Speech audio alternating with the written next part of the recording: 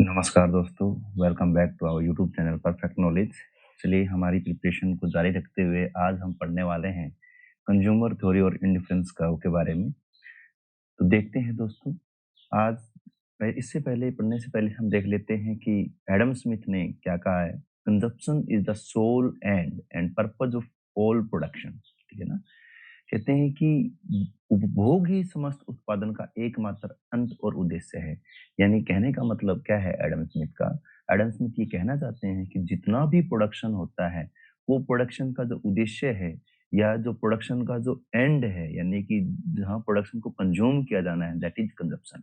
ठीक है ना। यानी कि वो कहना चाहते हैं क्या कि जो सब कुछ, जो भी चीजें यहाँ प्रोडक्ट बनाए जा रहे हैं वो किस लिए बनाए जा रहे हैं, कंजप्शन के लिए बनाए जा रहे हैं। चलिए फर्स्ट क्वेश्चन की ओर रुक करते हैं। कहता है कि what is an indifference curve. जैसा कि आप देख पा रहे हैं दोस्तों कि इंडिफरेंस कर्व जो है, इंडिफरेंस कर्व या आप कह सकते हैं तटस्थता वक्र। ठीक है ना। इनडिफरेंस, इनडिफरेंस नाम से आप देखिए कि डिफरेंस नहीं कर पा रहा है, यानी कि वो तटस्थ है, वो रुक गया है। ठीक है ना। इट मीन्स कि कोई भी दो वस्तुएं आप मान करके चलिए जो आपको अच्छी लग सकती हैं। ठीक है, क्योंकि आपके पास रिसोर्सेज तो लिमिटेड हैं। ठीक है, लिमिटेड रिसोर्सेज हैं। सपोज कीजिए, इसको मैं एक एग्जांपल के द्वारा आपको समझाने की कोशिश कर रहा हूँ कि सपोज कीजिए कि आपके पास 2000 रुपीज हैं और आप 2000 रुपए में कोई वस्तु मतलब आप ये कहें कि कपड़ा खरीदना चाहते हैं। ठीक है ना। आप किसी शॉप में गए और आपको दो जीन्स जो है वो पसंद आ गई और दोनों जीन्स की जो कॉस्ट है वो भी 2000 ही है ना। तो 2000 या उस जीन्स पे लगाऊं या उस जीन्स पे लगाऊं, आप तटस्थ हो गए हैं, यानी कि आप उनमें डिफरेंस नहीं कर पा रहे हैं कि कौन सी जो है मेरे को ज्यादा अच्छी लग रही है, किस पे मैं जो है वो रुपया जो है वो इन्वेस्ट करूं। ठीक है, यानी कि कौन सी खरीदूं। ठीक है ना। तो आप उसको भी खरीदना चाह रहे हैं, उसको भी खरीदना चाह रहे हैं, यानी कि उस ए पैंट से आपको जो यूटिलिटी मिल रही है वही आपको बी पैंट से यूटिलिटी मिल रही है। यानी कि कहने का मतलब क्या है कि आप तटस्थ हो गए हैं, आप उसको। तो आपको जब मैं यहाँ कह सकता हूँ कि भाई जहाँ सारे ही पॉइंट्स पर आपको यूटिलिटी क्या मिले, इक्वल मिले। चलिए इसको हम देख लेते हैं। क्या कहते हैं कि इंडिफरेंस कर्व क्या होता है, दो वस्तुओं के संबंध में संयोगों को बताता है। यानी कि दो वस्तुओं के विभिन्न संयोगों को बताता है जिन पर यूटिलिटी समान रहती है। ठीक है ना। तो हम सपोज करते हैं कि यहाँ हम ले रहे हैं वाई गुड को। ठीक है, और यहाँ हम ले रहे हैं एक्स गुड को। हम सपोज करते हैं कि हम इस कोई एक पॉइंट पे हैं और इस पॉइंट पर जो यूटिलिटी है दैट इज 100। वैसे तो इंडिफरेंस कर्व जो है वो ऑर्डिनल अप्रोच है, ये ध्यान करना दोस्तों, वो ऑर्डिनल अप्रोच है। ठीक है ना। लेकिन मैं आपको समझाने के लिए यहाँ यूटिलिटी जो है वो कार्डिनल ले रहा हूँ। ठीक है। सपोज कीजिए कि ये एक पॉइंट है जिस पर 100 यूटिलिटी जो है वो उस कंज्यूमर को मिल रही है। इसका मतलब ये हुआ कि वो वाई की इतनी गुड लेगा और एक्स की इतनी गुड लेगा, यानी कि ये वाई नोट और ये एक्स नोट जो है वो ले रहा है। ठीक है, और इस पॉइंट पर यूटिलिटी जो है उसको मिल रही है वो 100 मिल रही है। ठीक है, तो अब हम ये कह सकते हैं कि जैसे ही वो y की गुड को ज्यादा बढ़ाता है, आप ये देख लीजिए कि वो अगर वो यहाँ खरीदता है तो इसका मतलब ये हुआ कि उसको जो है वो ये यूटिलिटी मिलेगी, यानी कि x की जो यूटिलिटी उसको पहले मिल रही थी वो मिलेगी। ठीक है ना। और y से अब वो y ज्यादा ले रहा है, y1, इसका मतलब यूटिलिटी तो बढ़ जाएगी इस पे। यानी कि यहाँ तो 100 है ना। तो यहाँ यहाँ 100 है इस पर, तो ये इतना उसने एक्स्ट्रा लिया तो उसका तो उसको ऐड हो जाएगा। इट मीन्स कि यहाँ तो यूटिलिटी बढ़ जाएगी, समान नहीं रहेगी।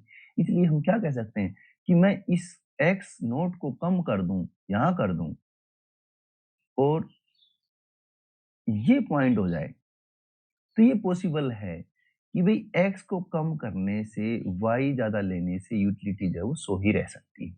तो सेम हम यहाँ कर सकते हैं कि भाई ऐसे ही y को कम करने से और x को बढ़ाने से यूटिलिटी जो है वो सेम रह सकती है। तो अब जब हम इसको ड्रॉ करेंगे तो आप देखेंगे कुछ ऐसा कर्व जो है यहाँ बन करके आ रहा है जिसको हमने बोला इंडिफरेंस कर्व। इट मीन्स हम ये कह सकते हैं दोस्तों, इसका मतलब हम ये कह सकते हैं दोस्तों कि ये जो पॉइंट है, ये पॉइंट, ये पॉइंट और ये पॉइंट, इन तीनों पॉइंट पे यानी कि हम कह सकते हैं कि इस पर भी हमको 100 यूटिलिटी मिल रही थी, इस पर भी 100 मिल रही है और इसके ऊपर भी हमें 100 यूटिलिटी मिल रही है।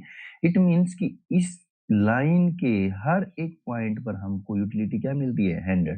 तो हम ये कह सकते हैं कि आईसी कर्व के सभी बिंदुओं पर उपयोगिता का जो स्तर रहता है वो क्या रहता है? समान रहता है। तो यहाँ हम ये कहेंगे कि option B is right answer, ठीक है ना। So same utility level at all points, ठीक है। तो यहाँ आप देख सकते हैं, ठीक है।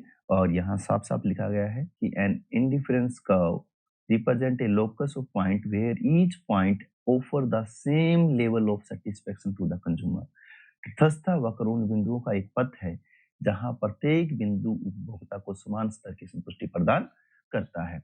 चलिए नेक्स्ट क्वेश्चन की ओर रुख करते हैं। क्या कहता है? Slope of indifference curve is called, ठीक है ना, स्लोप। तो आप ये हमेशा ध्यान करते हैं दोस्तों, हमने जब लेक्चर स्टार्ट किए थे और आपको पता है कि हम इसकी एक इक्वेशन जो है वो बना लेते हैं, ठीक है ना। तो हमें पता है कि कोई एक्स गुड है और कोई वाई गुड है। तो एक्स गुड से जिसको वो जो यूटिलिटी मिलेगी उसको हम बोलेंगे मार्जिनल यूटिलिटी ऑफ एक्स, और वाई से जो यूटिलिटी मिलेगी उसको हम बोलेंगे मार्जिनल यूटिलिटी ऑफ वाई, ठीक है ना। और जब एक्स और वाई दोनों की जो यूटिलिटी है वो टोटल हो जाएगी तो उसको हम बोलेंगे टोटल यूटिलिटी, है ना। तो मैं इसका एक इक्वेशन बना लेता हूँ, क्योंकि आपको पता है इक्वेशन जब हम बनाते हैं तो एक्सट्रीम राइट हैंड साइड आपका जो है इंडिपेंडेंट होता है, और जो राइट हैंड साइड होता है, सॉरी लेफ्ट हैंड साइड होता है, वहाँ डिपेंडेंट होता है। तो उसको ध्यान में रख करके हम जो है वो बना लेते हैं। तो मैं ये कह सकता हूँ कि एक्स से जो टोटल यूटिलिटी मिली, यानी कि ये एक्स की total utility plus M U Y into Y, ठीक है, ये वाई से मिलने वाली टोटल यूटिलिटी है जो कि बराबर होगी टोटल यूटिलिटी के, ठीक है। इक्वेशन को हम ले जाते हैं क्योंकि x हमारा इंडिपेंडेंट है, तो इसको हम ले आते हैं यहाँ कि M U X into X, ठीक है ना। और यहाँ हम ले आते हैं कि y हमारा डिपेंडेंट है, तो हम कहेंगे M U Y into Y. यहाँ हमारा आ जाएगा टी यू, यहाँ हमारा क्या आ जाएगा? टी यू आ जाएगा। तो यहाँ टी यू आ जाएगा तो टी यू क्या हो जाएगा? Minus T U plus M U, ठीक है। अब हम क्या करते हैं, ठीक है ना, क्योंकि यहाँ भी हमारा क्या आ जाएगा? माइनस, क्योंकि ये इधर आया ये इधर आया, है ना, तो माइनस हो जाएगा। अब हम क्या करते हैं, इसके साइन चेंज कर देते हैं, ठीक है। इसको मैं कर देता हूँ माइनस, ठीक है। तो ये हो जाएगा हमारा M U Y into Y is equal to T U, ठीक है ना, minus M U X into X, ठीक है, इंटू एक्स, है ना। तो आप यहाँ देखेंगे कि एक सेकंड में देख लेता हूँ कि क्या मैं सेकंड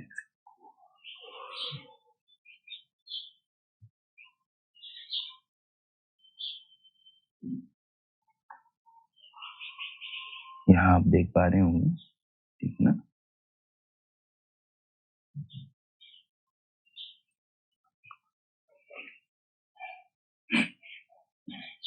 ठीक है, तो यहाँ आप देख पा रहे हैं, तो एम यू वाई, क्योंकि यहाँ पे क्या है मल्टीप्लाई में, इधर ले आते हैं, क्या बचेगा? y is equal to T U by M U Y minus M U Y into X, ठीक है। तो यहाँ से हमें पता चल गया कि ये हमारा जो है वो है शिफ्टिंग पैरामीटर, ये हमारा जो है दैट इज स्लोप, और ये हमारा इंडिपेंडेंट और ये हमारा डिपेंडेंट, ठीक है। तो मैं इस इक्वेशन को लिख देता हूँ, मैं इसको लिख देता हूँ, ठीक है, मैं इसको लिख देता हूँ, और एक बार मैं इसको इरेज करके और सीधा इसको लिख देता हूँ।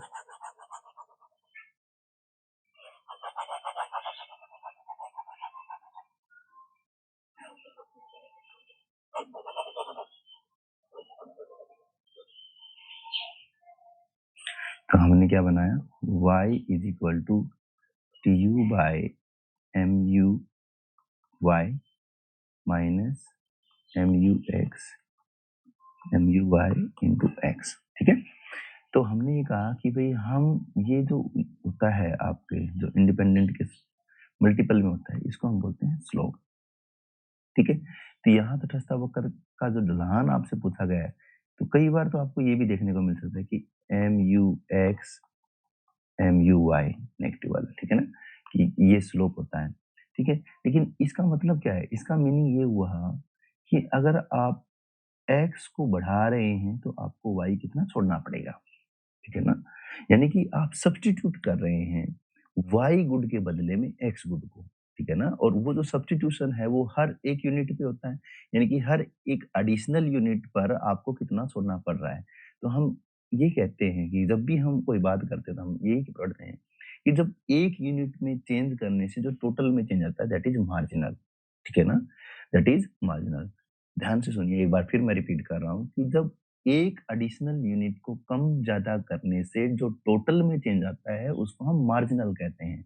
और हम कर क्या रहे हैं यहाँ पे? एक गुड का दूसरे गुड के साथ सब्स्टिट्यूट कर रहे हैं। क्योंकि x को छोड़ेंगे, y को लेंगे। यानी कि x का जो काम है वो अब y करेगा, यानी कि सब्स्टिट्यूशन हो रहा है। तो आप यहाँ से ये कहेंगे कि भई एक तो यहाँ पर जो गुड्स होती हैं, इंडिफरेंस कर्व में दैट इज़ सब्स्टिट्यूट गुड्स होती हैं। क्योंकि हमको यहाँ से पता चल गया कि x को छोड़ करके y का सब्स्टिट्यूट करेंगे। तो गुड्स जो होगी वो क्या होनी चाहिए आपके पास? सब्स्टिट्यूटेड गुड्स होनी चाहिए। तो यहाँ एक असम्पशन्स आपको यहाँ ध्यान करनी है कि असम्पशन्स क्या होगी? assumptions ध्यान करनी है कि इंडिफरेंस कर्व में जो गुड्स होती हैं दैट इज सब्स्टिट्यूट्स गुड, ठीक है ना? आपको यहाँ से पता चलता है, ठीक है? तो आपको क्या कहा गया मैंने कि भी एक यूनिट को त्याग करके दूसरी यूनिट लेगा तो कितनी उसको त्यागनी पड़ेगी, ठीक है ना? तो मार्जिनल हो गया, सब्स्टिट्यूशन हो गया, तो एक को त्याग करके हर बार छोड़ेंगे और उसको त्यागेंगे तो क्या रेट होगी ना? इस प्रकार से इस फिनोमेना को बोलते हैं मार्जिनल रेट ऑफ सब्स्टिट्यूशन, यानी कि MRS, ठीक है? यहाँ आप देखेंगे ऑप्शन नंबर बी हमारा जो है वो राइट हो जाएगा। चलिए नेक्स्ट क्वेश्चन पे बात करते हैं, ठीक है? आप यहाँ देख पा रहे हैं right answer B. Next question, चलिए इंडिफरेंस कर्व्स आर जनरली, यहाँ फिर से भी ध्यान करना है कि इंडिफरेंस कर्व जो है वो जनरली पूछा गया है, ठीक है ना? मैंने एक बार पहले भी आपको बताया था कि भाई जो इंडिफरेंस कर्व होता है वो हमारा वो होता है ओ शेप में, ठीक है ना? ऐसे चलता है और जो बीच में आपने ये पॉइंट देखा है, ये जो पॉइंट आप देख रहे हैं that is bliss point,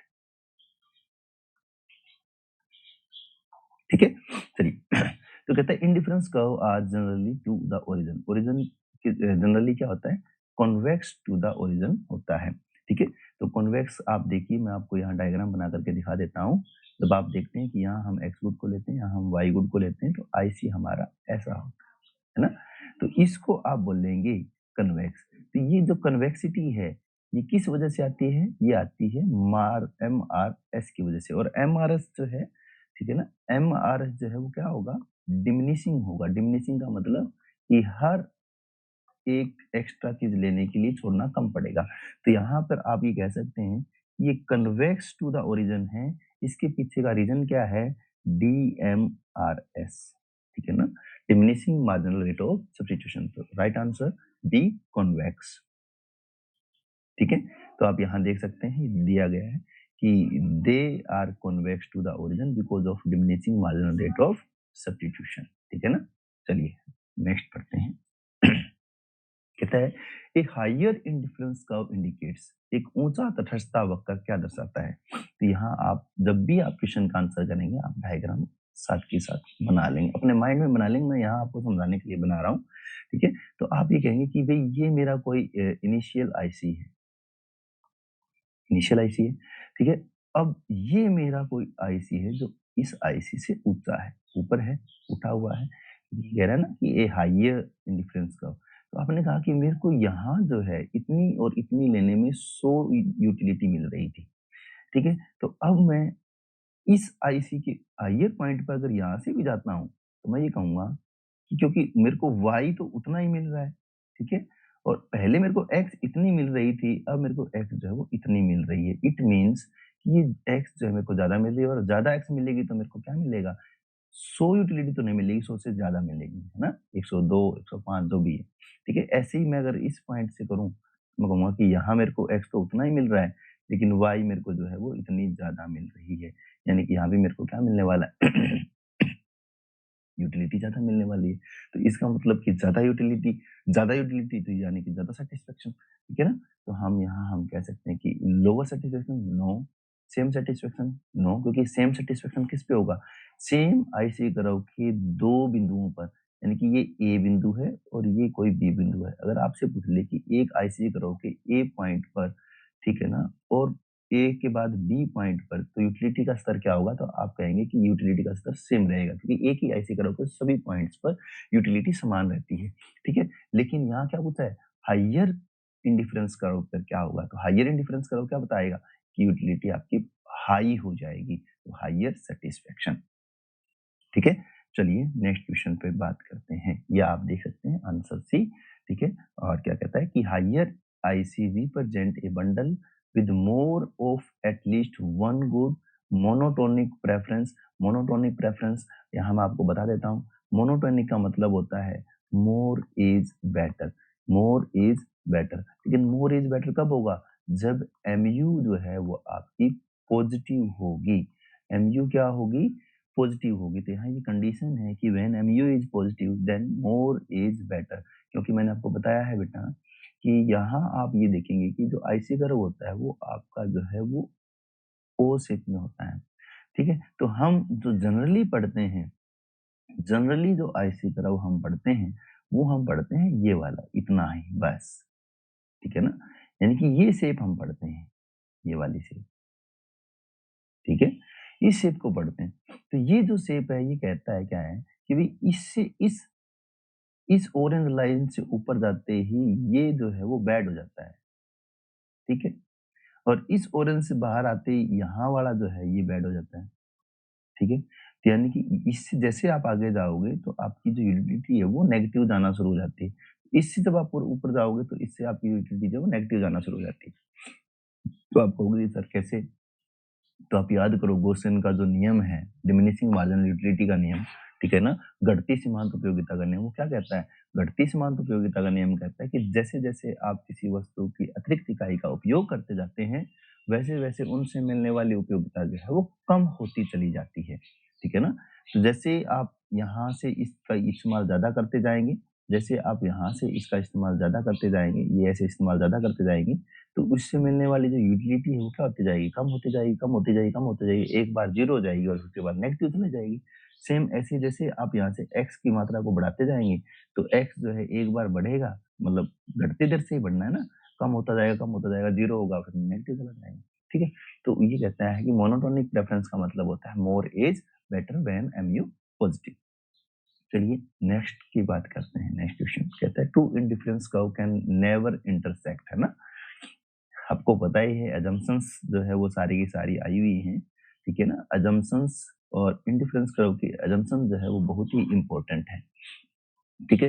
to indifference curve can never, तो यहाँ आपको मैं ध्यान दिलवाना चाहता हूँ कि भाई आपको ये ध्यान करना है कि इंडिफरेंस कर्व जो जनरली हम मानते हैं वो मानते हैं सिंगल कंज्यूमर का, ठीक है ना? कि सिंगल कंज्यूमर है, एक कंज्यूमर के संबंध में हम पढ़ते हैं। तो जब सिंगल कंज्यूमर है, तो सिंगल कंज्यूमर क्या करता है कि वो इस लाइन को वो कहता है कि भई ये जो आईसी कर्व है, ये मेरे को सेम यूटिलिटी दे रहा है, ठीक है ना? जब मेरे को ये सेम यूटिलिटी दे रहा है, तो इसका मतलब ये हुआ कि अगर मैं वाई की ज़्यादा लूँगा, तो मेरे को यूटिलिटी ज़्यादा मिलेगी और अगर मैं एक्स की ज़्यादा लूँगा, तो मेरे को एक्स की यूटिलिटी ज़्यादा मिलेगी। इसका मतलब ये हुआ कि भई मैं इस हायर आईसी कर्व पर चला जाऊँगा। और जब मैं हायर आईसी कर्व पे चला जाऊँगा तो मेरे को हाई जो है वो एक्स मिल रहा है और हाई अगर मेरे को वाई मिल रहा है। इसका मतलब ये हुआ कि मेरे को जो यूटिलिटी है वो ज़्यादा मिलेगी। तो जब ज़्यादा मिलेगी तो हर बार यही ऐसे ही बनता जाएगा, ऐसे बनता जाएगा, ऐसे बनता जाएगा और जब ऐसे बनता जाएगा इसका मतलब ये हुआ कि वो एक-दूसरे को कट नहीं कर सकते हैं। क्योंकि मैं मेरे जो विचार है उनमें बिल्कुल क्लियर हूँ, ठीक है ना? तो मेरे लिए ऐसा नहीं है कि भई एक टाइम के बाद मेरी रुचि, प्रेफ़रेंस जो है वो चीज़ें चेंज हो जाएँगी, यानी कि मैं तटस्थ हूँ, है ना? तो ऐसा हो सकता है, ध्यान से देखना बेटा, कि अगर सिंगल कंज्यूमर ना होकर के 2 कंज्यूमर हों, ठीक है ना? कंज्यूमर क्या हो गए? अब 2 हो गए, ठीक है ना? मैंने देखो पहले कंज्यूमर के लिए ब्लू और दूसरे के लिए रेड। तो जब दूसरे वाला है उसके लिए हो सकता है कि एक्स से जो यूटिलिटी है वो उसको कम मिल रही हो, ठीक है ना? जैसे हो सकता है कि मैं आपको कई बार एग्जांपल भी देता हूँ कि सपोज कीजिए कि आपको एप्पल पसंद है, जब आपको एप्पल पसंद है तो आपको एप्पल मिलेगा तो आपको यूटिलिटी ज़्यादा मिलेगी, और जिस व्यक्ति को एप्पल पसंद नहीं है उसको अगर एप्पल मिलेगा तो उसको यूटिलिटी ज़्यादा नहीं मिलेगी, वो उतना ज़्यादा सैटिस्फाइड नहीं होगा, ठीक है ना? क्योंकि हो सकता है कि उसकी प्रेफ़रेंस कुछ और रही हो। तो ऐसे में एप्पल जो है वो तो सेम ही है, लेकिन यूटिलिटी डिफ़रेंस कर गई, क्यों? क्योंकि एक को वो उसको लाइक करता था, एक उसको जो है वो ज़्यादा लाइक नहीं करता था, ठीक है ना? तो वो सब्जेक्ट पे डिपेंड कर गई, है ना? तो इसलिए यहाँ एक और भी बनता है कि यूटिलिटी जो होती है वो सब्जेक्टिव होती है, सब्जेक्ट पे डिपेंड कर जाती है, ठीक है?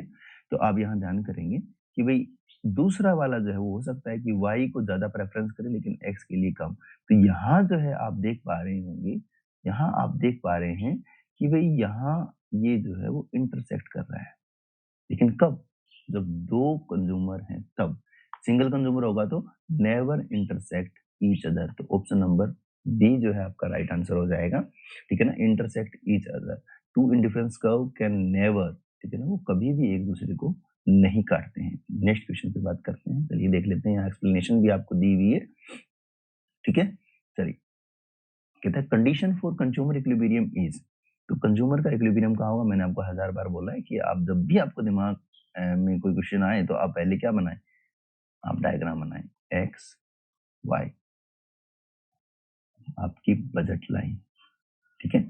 और आपको पता है दोस्तों, जो आपकी बजट लाइन है, ठीक है ना, उस बजट लाइन का आपका स्लोप क्या होता है? P X by T Y, ठीक है?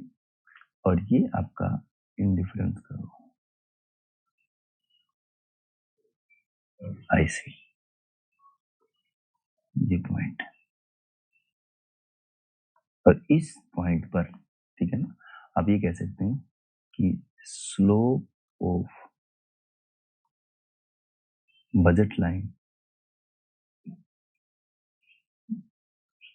इक्वल है, ठीक है ना, इक्वल है किसके? स्लोप ऑफ आईसी कर्व, ठीक है ना, स्लोप ऑफ आईसी कर्व, ठीक है? तो उस बजट लाइन का स्लोप आपने देख लिया यहाँ, P X is divide by P Y, तो ये इक्वल होना चाहिए किसके? M U X M U Y की, और इस M U X M U Y को हम पढ़कर के आए हैं, इसको क्या बोलते हैं? M R S. तो हम ये कह सकते हैं कि M R S is equal to P X by P Y, ठीक है? तो ये भी आपको गिवन हो सकता है, ये कंडीशन भी आपको गिवन हो सकती है कि कंडीशन ऑफ कंज्यूमर इक्विलिब्रियम कहाँ होगा? तो आप कह सकते हैं कि यहाँ होगा, या आप इसको ऐसे लिख सकते हैं कि यहाँ होगा, या आप इसको ऐसे भी लिख सकते हैं कि यहाँ भी कंज्यूमर जो है वो इक्विलिब्रियम में होगा, ठीक है? तो ये 3 आंसर होंगे, तो आप यहाँ देख सकते हैं कि M R S P X Y, ठीक है ना? तो ये आपका गलत हो जाएगा कि ये डिवाइड कर रहा है, ठीक है? M R S less than, ये भी आपका M R S is equal to ये है, आंसर नंबर सी आपका करेक्ट हो जाएगा, ठीक है? तो यहाँ आपको ये इसकी एक्सप्लेनेशन देखने को मिल जाती है। चलिए नेक्स्ट क्वेश्चन पे बात करते हैं। For perfect substitute the IC is, ठीक है ना? अब देखिए, आपने पढ़ा कि भाई ये आईसी कर्व होता है convex to original, convex to origin, लेकिन यहाँ आपको क्वेश्चन क्या दिया है? Perfect substitute IC curve. तो जब परफेक्ट सब्स्टिट्यूट गुड्स होंगी तो आप क्या कहेंगे कि भाई परफेक्ट सब्स्टिट्यूट गुड्स में आप ये कहेंगे कि भाई एक्स की एक छोड़ रहे हैं तो वाई की, सॉरी एक्स की एक छोड़ रहे हैं, यानी कि एक्स की यहाँ से यहाँ एक छोड़ा तो वाई की हमारे को क्या मिलेगी? एक ही मिलेगी, क्यों? क्योंकि परफेक्ट सब्स्टिट्यूट है, यानी कि जितना छोड़ेंगे उतना मिलेगा, यानी कि एम आर एस हमारा क्या रहेगा? कॉन्स्टेंट। एम आर एस क्या हो गया फिर? कॉन्स्टेंट। वहां क्या था? डिमिनिशिंग, यहाँ क्या एम आर एस? कॉन्स्टेंट। जब एम आर एस कॉन्स्टेंट है इसका मतलब क्या हुआ कि जितना छोड़ रहे हैं उतना ही मिल रहा है, तो इसका मतलब ये हुआ कि भाई सपोज कीजिए कि हम इस पॉइंट पर थे ना, इस पॉइंट पर थे, ठीक है, और हमने इतना छोड़ा, ये हमने छोड़ दिया यहाँ से, तो हमको इतना ही मिलेगा, तो हमने कहा कि भाई इतना ही मिल गया हमारे को, ठीक है? तो इस पॉइंट पे तो हम इन दो पॉइंट को जब मैच करेंगे तो हमारा कैसा बन रहा है? स्ट्रेट लाइन, है ना? तो हम कहेंगे कि जब परफेक्ट सब्स्टिट्यूट आई से ग्रह होता है तो क्या बनता है? सीधी रेखा बनता है। ठीक है? चलिए नेक्स्ट क्वेश्चन। इसकी एक्सप्लेनेशन आप देख सकते हैं कि एमआरएस जो है, यहाँ आप देख लीजिए कि एमआरएस जो है कांस्टेंट होता है, तो डाउनवर्ड स्लोपिंग स्ट्रेट लाइन जो है आपका आईसी कर्व बनता है। चलिए क्वेश्चन नंबर 8 क्या कहता है कि IC analysis is based on, ठीक है, मैं आपको पहले बता के आया हूँ कि ये ऑर्डिनल अप्रोच पे बात करता है, ऑर्डिनल यूटिलिटी की बात करता है। मैं आपको जब मैं वहां ड्रॉ कर रहा था आईसी कर्व, तो मैंने आपको कहा था, यहाँ से जब मैंने 100 लिखा, मैंने कहा कि मैं यहाँ आपको कार्डिनल बोल रहा हूँ, लेकिन आईसी कर्व की अप्रोच क्या है? ऑर्डिनल है, वो ऑर्डर की बात करता है। ठीक है ना? ठीक है, तो यहाँ आंसर आ जाएगा बी, ऑर्डिनल यूटिलिटी। ठीक है, नेक्स्ट पे बात करते हैं। देखिए क्या कहता है कि it assume it assume utility can not be measured numerically but can be ranked. Ranked मतलब ऑर्डिनल। ठीक है ना? चलिए next question, what cause A parallel shift in budget line. ठीक है ना? पैरेलल शिफ्ट बजट लाइन में, तो मैंने आपको बजट लाइन की इक्वेशन शायद यहाँ नहीं बनाई, क्योंकि हम इकोनॉमिक्स में दो गुड्स लेते हैं, तो आप फिर से वापस कह सकते हैं कि मान लेते हैं कि दो गुड्स हैं, कोई एक्स और वाई। ठीक है ना? और एक्स का जो प्राइस है वो आपका कहलाएगा पी एक्स, और वाई का जो प्राइस है वो कहलाएगा पी वाई। ठीक है ना?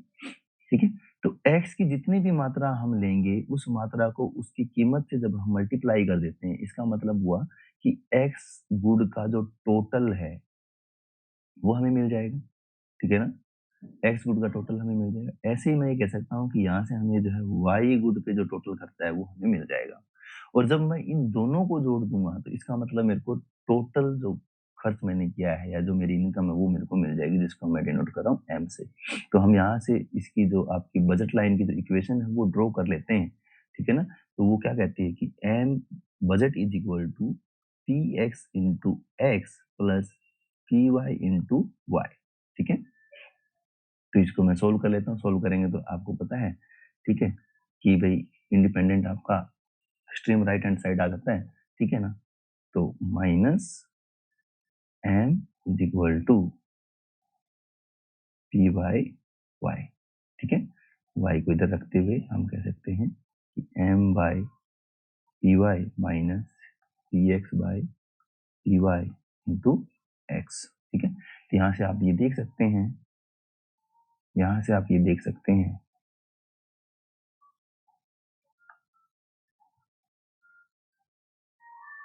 ठीक है, यहाँ से आप ये देख सकते हैं कि ये आपका शिफ्टिंग पैरामीटर, ये आपका स्लोप, ये इंडिपेंडेंट, ये डिपेंडेंट। ठीक है, तो कहते हैं कि पैरेलल शिफ्ट जो है वो कौन करेगा? तो ये आपकी क्या है? इनकम। ठीक है ना? तो इनकम में चेंज होगा तो आप ये कह सकते हैं कि भाई लाइन जो है वो आपकी शिफ्ट करेगी। तो change in income, option number C जो है आपका राइट आंसर हो जाता है। चलिए ठीक है, देखिए if M R is decreasing, अगर एम आर जो है वो डिक्रीज कर रहा है तो आईसी जो है वो कैसा बनेगा? तो एमआरएस डिक्रीज करेगा तो आईसी आपका बनेगा कन्वेक्स टू ओरिजिन। आपका राइट आंसर हो जाएगा option number B, convex to origin. Next slide पे बात करते हैं, ये तो आप देख पा रहे हैं। चलिए, the equation of budget line, अभी पीछे हम बना करके आए थे तो यहाँ पे आपको x1 और x2 दिया है, वहां मैंने आपको बनाया था y, ये सॉरी x एंड y का, x एंड y का, तो हमने कहा था कि px और पी वाई। ठीक है ना? तो हमने यहाँ नीचे किया फिर कि Y into, sorry Y into P Y और पी एक्स इंटू एक्स, इन दोनों को जोड़ दिया और इक्वल कर दिया था बजट के। यानी कि हमने ये बनाया था, अगर आपको दिमाग में हो, याद हो, जानो। ठीक है ना? थोड़ी देर पहले बना करके आए कि M is equal to P X into X plus P Y into Y. तो आपको क्या करना है कि x को तो x1 कर देना है और y को x2 कर देना है। तो ये 2 है, y की जगह 2 हो गया, तो इसको आप कर देते हैं 2, इसकी 1 है तो इसको कर देते हैं 1। तो आपका बन जाएगा m is equal to p one p x one plus p two x two, p one plus x one plus p two. ए जो है आपका राइट आंसर हो जाएगा। ठीक है, चलिए मोनोटोनिक प्रेफरेंस, मैंने अभी आपको बताया मोनोटोनिक प्रेफरेंस। ठीक है, मोनोटोनिक प्रेफरेंस, तो मैं यहाँ मोनोटोनिक प्रेफरेंस ना बता करके आपको सारी अजम्पशंस जो है आईसी की यही करवा देता हूँ। अजम्पशंस जो है इम्पोर्टेंट बहुत हैं, और कौन सी अजम्पशंस क्या बात कहती है, तो आप इसको देख लीजिए। तो कहता है कि रैशनल कंज्यूमर होना चाहिए। कंज्यूमर क्या होना चाहिए? रैशनल होना चाहिए, सॉरी, रैशनल कंज्यूमर होना चाहिए। रैशनल कंज्यूमर, कंज्यूमर रैशनल हो। फिर हम कह सकते हैं कि टू गुड्स की बात कर रहा हो, टू गुड्स, ठीक है, टू गुड्स। और फिर हम कह सकते हैं कि अगर दो गुड्स हैं तो दोनों गुड्स की जो एमयू है, ठीक है ना, वो किस पे डिपेंड करेगी? MU depends on number of object. अब इसको समझ लेते हैं, नंबर ऑफ ऑब्जेक्ट का मतलब क्या है। ये कहता है कि अगर आपके पास ऑब्जेक्ट्स कम हैं तो आपके लिए एमयू ज्यादा हो जाएगी ठीक है। और जब आपके लिए, आपके पास ऑब्जेक्ट्स ज्यादा हैं तो आपके लिए एमयू कम हो जाएगी। कैसे? देखिए कि सपोज कीजिए आपके पास एक सेब है और आप खाने वाले 4-5 लोग हैं, तो आपको पता है कि थोड़ा-थोड़ा मिलेगा, तो आप उसमें सोचेंगे कि थोड़ा-सा और ज़्यादा मिल जाए, यानी कि कुछ और मेरे को सेब खाने को मिल जाए, ठीक है? और आप उसको शेयर करना कम पसंद करेंगे। लेकिन सपोज कीजिए आपके पास बहुत सारा सेब पड़ा है, टोकरियाँ भरी पड़ी हैं, ठीक है? तो आप क्या करते हैं, आपके लिए एक सेब जो है उसकी कीमत कम हो जाती है, ठीक है ना? तो यानी कि उसकी मार्जिनलिटी आपके लिए कम हो जाती है। तो यानी कि जितने ज़्यादा ऑब्जेक्ट होंगे तो आपकी जो एमयू है उस ऑब्जेक्ट के लिए वो कम हो जाएगी, ठीक है ना? यहाँ से ये समझना है। चलिए अब कहते हैं कि एमयू जो है वो पॉजिटिव, एमयू पॉजिटिव। अगर एमयू पॉजिटिव इसका मतलब कि बोथ गुड आर गुड, ठीक है ना? एमयू पॉजिटिव तो बोथ गुड आर गुड, और both good are good it means कि अगर आप एक वस्तु को लेंगे तो दूसरी को आपको त्यागना पड़ेगा, ठीक है ना? तो एमयू पॉजिटिव तो बोथ गुड्स आर गुड, और लेंगे तो क्या होगा, आपको छोड़ने पड़ेगा, तो यानी कि diminishing marginal rate of substitution. और diminishing marginal rate of substitution इसका मतलब आईसी कन्वेक्स टू ओरिजिन, ठीक है ना? तो यहाँ हम आपको कह सकते हैं कि भाई आईसी कन्वेक्स टू ओरिजिन कब होगा? जब diminishing marginal rate of substitution होगा। डिमिनिशिंग मार्जिनल सब्स्टिट्यूशन कब होगा? जब गुड्स जो दोनों हैं वो क्या होंगी? गुड होंगी। दोनों गुड गुड होने का मतलब क्या है? कि एमयू पॉजिटिव, ठीक है ना? एमयू पॉजिटिव इसका मतलब एमयू क्या है कि भाई किस पे डिपेंड कर गई? एमयू डिपेंड कर गई आपके नंबर ऑफ ऑब्जेक्ट पे, ठीक है ना? नंबर ऑफ ऑब्जेक्ट पे। तो यहाँ से आपको ये ध्यान करना है, ठीक है, डिमिनिशिंग मार्जिनली। तो अब आपको पता है कि आईसी कन्वेक्स, तो आप ये कह सकते हैं कि बोथ गुड आर गुड है, और आईसी कन्वेक्स है तो यानी कि डाउनवर्ड स्लोप है, डाउनवर्ड स्लोप। क्लियर ना बात? ठीक है, डाउनवर्ड स्लोप है। गुड्स क्या थी आपकी? मैंने अभी बताया आपको गुड्स क्या थी? सब्स्टिट्यूट, सब्स्टिट्यूट गुड थी, सब्स्टिट्यूट गुड्स थी, सब्स्टिट्यूट गुड्स हैं, तो आप ये कह सकते हैं कि एक दूसरे को कभी नहीं काटेंगे, नेवर इंटरसेक्ट ईच अदर, ठीक है ना? कब नहीं काटेंगी? जब सब्स्टिट्यूट गुड हो और कंज्यूमर क्या हो आपका? सिंगल, ठीक है ना? तो आप कहेंगे नेवर इंटरसेक्ट ईच अदर, यानी कि सिंगल कंज्यूमर, सिंगल कंज्यूमर, ठीक है ना? सिंगल कंज्यूमर है तो एक दूसरे को कभी नहीं काटेंगे, ठीक है ना? और जब सब्स्टिट्यूट गुड है तो never touch, never touch x axis या वाई एक्सिस, ठीक है ना? सब्स्टिट्यूट गुड्स है तो वो एक दूसरे को नहीं छुएंगे, ठीक है ना? और अप्रोच आपको मैंने बता दिया कि ऑर्डिनल है, ठीक है ना? ऑर्डिनल अप्रोच है। और जब एमयू पॉजिटिव, जब एमयू पॉजिटिव यानी कि आप ये कह सकते हैं कि मोर इज बेटर, यानी कि जितना ज्यादा आप लेंगे उतना ही आपके लिए अच्छा है। और मोर इज बेटर को ही हम क्या बोलते हैं? मोनोटोनिसिटी, ठीक है? तो यहाँ से आपको मैंने सारी बता दिए हैं कि क्या चीज जो है वो है और क्या चीज जो है वो नहीं है। तो आप यहाँ से देख पा रहे होंगे, ठीक है? तो यहाँ आ गया आपका मोनोटोनिसिटी प्रेफरेंस। मोनोटोनिसिटी प्रेफरेंस क्या कहती है? कि more is better, D is right answer. Next ठीक है ना? चलिए नेक्स्ट क्वेश्चन क्या कहता है? What is the shape of IC for perfect complement? Complement बोला है। पिछली बार हम जो पढ़ के आए थे वो पढ़ के आए थे स्ट्रेट लाइन सब्स्टिट्यूट गुड्स के लिए, ठीक है? तो यहाँ मैं आपको बता देता हूँ कि जब सब्स्टिट्यूट गुड्स होती हैं तो आईसी कर्व जो आपका होता है ऐसे, जिसको बोलते हैं कन्वेक्स, सब्स्टिट्यूट गुड्स के लिए मैं यहाँ लिख देता हूँ सब्स्टिट्यूट गुड। सब्स्टिट्यूट गुड का आईसी कन्वेक्स होगा, ठीक है। फिर आ जाता है आपका परफेक्ट सब्स्टिट्यूट गुड। और परफेक्ट सब्स्टिट्यूट गुड्स में आपका जो आईसी होता है वो होता है आपका डाउनवर्ड स्ट्रेट लाइन, ठीक है। अब आपका पूछा गया परफेक्ट कॉम्प्लीमेंट्री। और कॉम्प्लीमेंट्री गुड्स वो गुड्स होती हैं जो दो गुड्स एक काम को पूरा करते हैं, यानी कि दो चीजें मिलकर के एक काम को पूरा करती हैं। तो यहाँ आप ये कहेंगे कि यहाँ हमारा बनेगा, तो कैसे बनेगा, जैसे हमने बनाया था कि भाई एक पेयर आपने राइट साइड शूज का ले लिया, एक लेफ्ट का ले लिया, तो यानी कि आप ये कह रहे हैं कि भाई यहाँ मेरे को कुछ यूटिलिटी मिलेगी, मिलेगी, डेफिनेटली मिलेगी। लेकिन अगर मैं एक शूज राइट का लूं और दो ले लूं मैं लेफ्ट के, तो मेरे को यूटिलिटी मिलेगी क्या? नहीं, मेरे को तो उतनी यूटिलिटी बढ़ेगी नहीं ना। क्यों? क्योंकि मेरे तो एक ही जोड़ी जो है वो जूतों की काम आनी है, ठीक है ना। ऐसे ही अगर मैं दो लेफ्ट के ले लूं और राइट का एक रखूं, तब भी मेरी यूटिलिटी क्या रहेगी? सेम। यहाँ से आप देख पा रहे हैं कि भाई यूटिलिटी क्या बनी, ये देखो ये सेम है, इस पे इस लाइन पे भी सेम है और यहाँ से इस लाइन पे भी सेम है। तो ये आपका बन गया आईसी कर्व, ठीक है ना। आईसी किसके लिए? परफेक्ट कॉम्प्लीमेंट्री गुड्स के लिए। कैसा बना? तो आप कहेंगे कि भाई सर ये तो बन गया एल शेप, एल शेप बन गया ये तो इंग्लिश की लेटर एल जैसा बन गया। तो परफेक्ट कॉम्प्लीमेंट्री गुड्स के लिए क्या बनता है? एल शेप बनता है। ऑप्शन नंबर सी जो है आपका राइट आंसर हो जाएगा। ठीक है, चलिए देखते हैं नेक्स्ट क्वेश्चन की ओर बढ़ते हैं। कहता है कि a set of indifference curve is called, ठीक है ना। इंडिफरेंस कर्व का एक सेट, ये IC1 IC2, इसको हम बोलते हैं सेट ऑफ इंडिफरेंस कर्व, और इस सेट को हम बोल देते हैं इंडिफरेंस मैप, ठीक है ना, इंडिफरेंस मैप। तो इंडिफरेंस बजट नहीं, बजट सेट नहीं, indifference map, B is right answer, ठीक है ना। चलिए नेक्स्ट पेज चलते हैं। What happens to the budget line if price of X falls?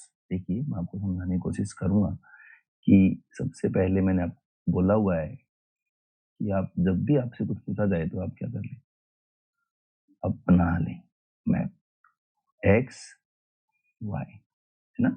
और ये आपकी जो है ए बी बजट लाइन है, ठीक है ना। अभी क्या कह रहे हैं, कहते हैं कि बजट लाइन के साथ में क्या होगा, अगर प्राइस ऑफ एक्स फॉल्स, यानी कि एक्स की जो कीमत है वो गिर जाएगी।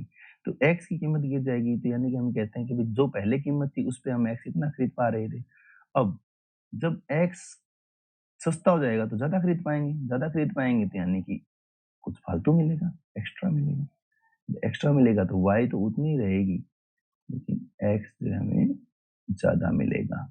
तो हम ये कहेंगे क्या हो जाएगा, स्लोप चेंज हो जाएगा एक तो, क्योंकि यहाँ से आप देख पा रहे हैं कि इसका स्लोप जो है और इसका स्लोप में डिफरेंस आ गया, एक तो ये हो गया, ठीक है। या हम ये कह सकते हैं कि भाई ये एक्स जो है वो बाहर की तरफ आउटवर्ड शिफ्ट हो जाएगा, दो चीजें हो सकती हैं, ठीक है। या हम ये कहेंगे कि एक्स ज्यादा खरीद लेंगे, ठीक है ना। ये तीन चीजें यहाँ पर में बन सकती है, आंसर आ सकता है। तो यहाँ देखते हैं कि शिफ्ट राइट शिफ्ट नहीं हो रहा है, तो शिफ्ट का मतलब होता है कि भाई ये बजट लाइन यहाँ आ जाए, यानी कि इस एंड से भी आपको ज्यादा मिल रहा है, इससे भी ज्यादा मिल रहा है, तो ये शिफ्ट तो नहीं हो रही, यहाँ से तो आपको उतना ही है ना, दोनों मिली हुई है, तो शिफ्ट तो हो नहीं रही है, तो ये तो हो जाएगा आपका रोंग। लेफ्ट लेफ्ट तो मतलब नहीं, rotate outward to on X axis, ठीक है ना। तो एक्स एक्सिस के बाहर की तरफ जाएंगी, यस, ठीक है ना। जब प्राइस ऑफ एक्स फॉल्स तो बाहर की तरफ जाएंगी, और प्राइस अगर इंक्रीज हो जाता तो हम एक्स की कम खरीद पाते, है ना, कम खरीद पाते तो हम यहाँ से अंदर की तरफ आ जाते।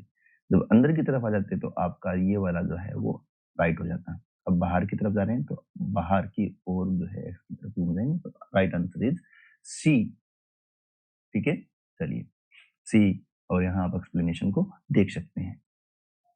Point below the budget line represent, फिर से आप डायग्राम बना लीजिए, ठीक है ना। ये आपकी बजट लाइन, अब ये क्या कह रहा है कि point below the budget line कहीं भी हो सकता है। तो मैंने आपको बताया हुआ है बच्चे कि जो ये बजट लाइन है इसके ऊपर ये बजट लाइन, और ये बजट लाइन के अंदर ये वाला पोर्शन, ये सारा का सारा पोर्शन, इसको आप बोलते हैं फिजिबल, यानी कि जिसको आप प्राप्त कर सकते हैं, अटेनेबल है जो, जिसको हम अटेन कर सकते हैं, है ना? ठीक है? और जो इससे बाहर है, कहीं भी कोई पॉइंट है, दैट ये होते हैं हमारे नॉट फिजिबल, है ना? नॉट फिजिबल या अनअटेनेबल जिसको हम बोल सकते हैं, ठीक है? तो point below the budget line यानी कि इनके अंदर की बात कर रहे हैं, तो इनके अंदर की बात कर रहे हैं तो फिजिबल है, अटेनेबल है। ओवर स्पेंडिंग तो हो नहीं सकती, ठीक है ना? अनअटेनेबल नहीं है। अंडर स्पेंडिंग यस, ठीक है ना? क्योंकि हम खर्च इतना कर सकते हैं, ये हमारी बजट लाइन है ना? खर्च हम इतना कर सकते हैं, कर रहे हैं इतना, तो यानी कि इतना कर सकते हैं, इतना कर रहे हैं, तो यानी कि कम खर्च कर रहे हैं। अंडर स्पेंडिंग है, ठीक है ना? कम खर्च कर रहे हैं, ठीक है? चलिए नेक्स्ट क्वेश्चन पे चलते हैं। ये इसकी आप एक्सप्लेनेशन देख सकते हैं। एमआरएस इज मेजर्ड बाय, बड़ा ही अच्छा क्वेश्चन यहाँ पे पूछा गया है, एमआरएस, ठीक है ना? मैंने आपको वहां करवाया, तो आपको अगर ध्यान हो तो हमने वहां किया कि भाई वाई में चेंज से एक्स में कितना चेंज आएगा, यानी कि कितना छोड़ना पड़ेगा कि कितना मिलेगा, ठीक है ना? तो आपका जो है वो राइट हो जाएगा A, option number A, change in Y. ये ध्यान करना चाहिए, इसके नीचे ही ऑप्शन जो है वो change in X, change in Y दिया हुआ है, ठीक है ना? तो आपको ये ध्यान करना है कि भाई एक्स टू में चेंज से एक्स वन में कितना चेंज आएगा, ठीक है ना? तो यहाँ जब हम बोलते हैं तो हम यही बोल रहे हैं कि भाई वाई में चेंज करने से एक्स वन में कितना चेंज आएगा, that is marginal rate of substitution, ठीक है ना? ध्यान करना। चलिए नेक्स्ट क्वेश्चन की बात करते हैं, ठीक है ना? Yes, at the saturation point marginal utility is, ठीक है ना? सैचुरेशन पॉइंट पर मार्जिनल यूटिलिटी क्या होगी? तो देखिए यहाँ पर जब हम आईसी बनाते हैं, ठीक है ना?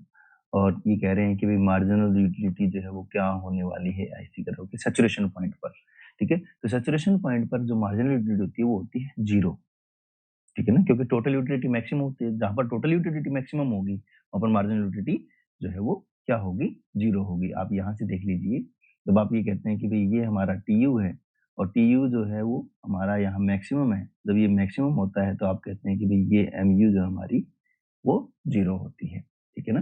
तो जब हमारी संतृप्ति यानी कि सैचुरेशन का जो पॉइंट है, वो हमारा बिल्कुल मैक्सिमम है, तो एमयू हमारी नेगेटिव सॉरी 0 हो जाती है, ठीक है? तो देख लीजिए यहाँ भी ये कह रहा है total utility maximum and marginal utility becomes 0, ठीक है?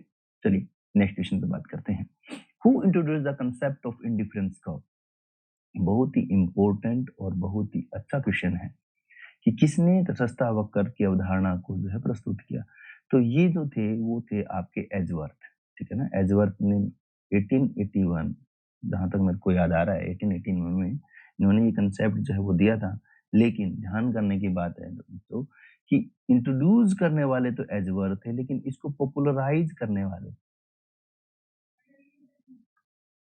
यानी कि इसको विख्यात करने वाले जो थे वो हिक्स एंड एलन थे, ठीक है ना? विख्यात, इसको ज़्यादा यूज़ करने वाले, ज़्यादा सबसे ज़्यादा यूज़ किसने किया? तो आप कहेंगे हिक्स एंड एलन ने किया। लेकिन इसको दिया किसने? कांसेप्ट किसने दिया? वो आप कहेंगे कि एडवर्ड ने दिया। तो राइट आंसर आपका हो जाएगा ऑप्शन नंबर सी, ठीक है ना? एक्सप्लेनेशन आप देख सकते हैं, एजवर्थ ने 1881 में दिया, ठीक है ना? और पॉपुलराइज़ किया हिक्स एंड एलन ने, ठीक है? चलिए, नेक्स्ट क्वेश्चन पे बात करते हैं। ये आज का लास्ट क्वेश्चन है, ठीक है ना? इफ द एमआरएस, क्या कह रहे हैं? एमआरएस, एमआरएस का मतलब क्या है? एमयूएक्स, एमयूवाई ग्रेटर देन है किसके? Price ratio PX PY. इसका मतलब ये हुआ कि एक्स से आपको यूटिलिटी ज्यादा मिल रही है, एक्स से आपको यूटिलिटी ज्यादा मिल रही है। इसका मीनिंग क्या हुआ कि एक्स से आपको यूटिलिटी ज्यादा मिली, क्योंकि जब आप इसको सोल्व करेंगे, जब आप इसको सोल्व करेंगे, ठीक है ना? तो आपको मिलेगा कि भी जो ऊपर वाला होता है M U X M U Y में, जो आप देख रहे हैं कि ऊपर जो एक्स है, तो रिजल्ट जो है वो तो इसका आने वाला है यहाँ पे, ठीक है ना? जैसे सपोज करो कि एम यू एक्स में 100 रख रहा हूँ, एम यू वाई में 20 रख रहा हूँ, तो मैं काटूंगा तो ये कहूंगा कि 5, यानी कि 1 यूनिट बदलूंगा तो मेरे को 5 मिलेगी एम यू एक्स से, है ना? यानी कि ये जो है वो इसका रिजल्ट है ऊपर वाले का। तो अगर ये बड़ा है इसका मतलब प्राइस यहाँ पर जो है वो छोटा है, यानी कि कम देना, कीमत तो कम है और मिल रहा है ज़्यादा, यूटिलिटी ज़्यादा मिल रही है, तो आप क्या कहेंगे? कम कीमत और ज़्यादा यूटिलिटी देने वाला है, तो फिर हम कहेंगे कि हमें तो सर ज़्यादा खरीदना है ना? तो आप ये क्या करेंगे कि एक्स को ज़्यादा खरीदेंगे, buy more of X, X को ज़्यादा खरीदेंगे, ठीक है ना? एक्स को ज़्यादा खरीदेंगे, तो ये आज की जो क्लास है हमारी वो यहीं कंप्लीट हो जाती है। यहाँ आप एक्सप्लेनेशन दे सकते हैं, तो थैंक यू दोस्तों फॉर लिसनिंग केयरफुली और इस चैनल को लाइक, शेयर और सब्सक्राइब करना ना भूलें, अपने दोस्तों को बताएँ। मिलते हैं नेक्स्ट लेक्चर में, तब तक के लिए बाय, जय हिंद।